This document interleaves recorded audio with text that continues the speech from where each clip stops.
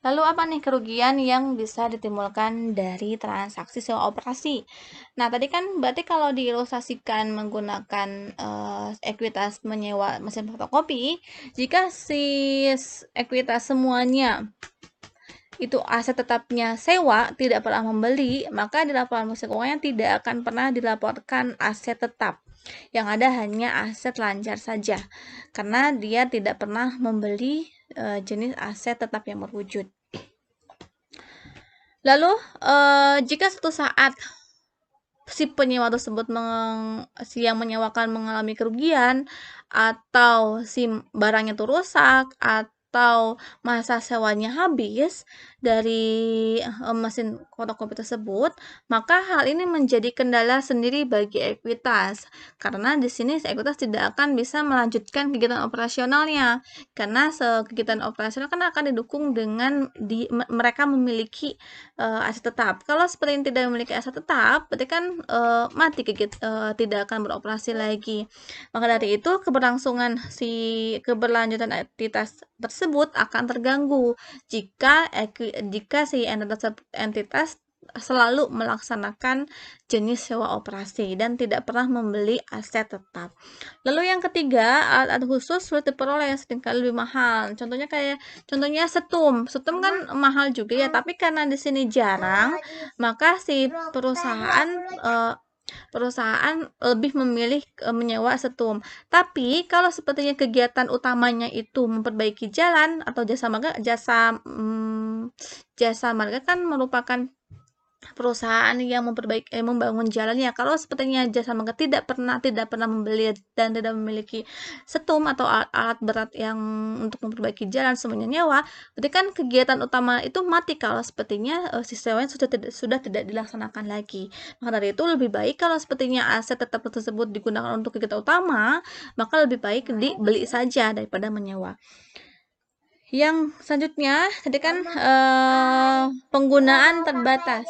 Ya, penggunaan terbatas. Kenapa terbatas? Karena perusahaan memiliki batasan untuk menggunakan aset tersebut.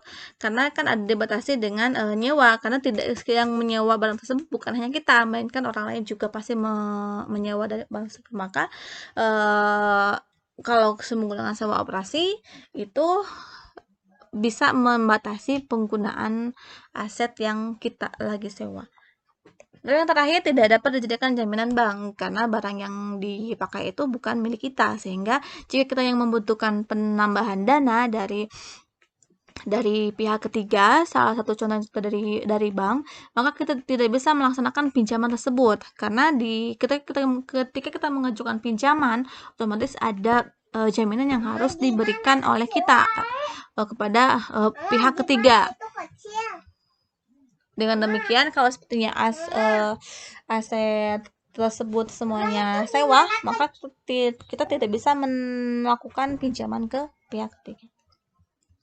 Contohnya seperti apa? Di sini ada ilustrasi untuk akuntansi sewa operasi. Soalnya entitas melakukan leasing pada tanggal 1 Januari 2010 dengan masa manfaat aset 5 tahun, aset depresiasi 5 tahun dengan metode garis lurus. Sewa merupakan bentuk kontrak yang dapat dibatalkan dengan jangka waktu 5 tahun. Kontrak tahunan yang dibayarkan tahun 2505 setiap rupiah menurut ya, Rp2.505 setiap akhir tahun dengan bunga 8% per tahun. Nah, jika kita analisis dari transaksi di sini kan entitas melakukan leasing, berarti kan melakukan menyewa barang dari pihak si lesornya. Berarti di sini ada lesor yang menyewakan dan lesi yang menyewa. Ketika ada aset yang disewa oleh si penyewa yang menyewa, itu kan di sini ada barang yang diserahkan oleh perusahaan yang menyewakan barang. Aset tersebut itu kan yang adanya masa manfaat 5 tahun, metode depresiasi garis lurus itu tidak berlaku bagi yang menyewa, tetapi berlaku dan harus diakui oleh yang menyewakan. atau si lesornya. Maka dari itu bagi si lesi yang menyewa itu tidak akan ada pengakuan aset tetap dan tidak ada pengakuan beban pensiunan serta beban akumulasi depresiasi di laporan keuangannya. Yang ada hanya biaya sewa saja sebesar 2.505 di setiap akhir tahun. Iya. Nah, karena dilihat dari jenis transaksinya, di sini kan untuk masa sewanya 5 tahun, yang cukup lama.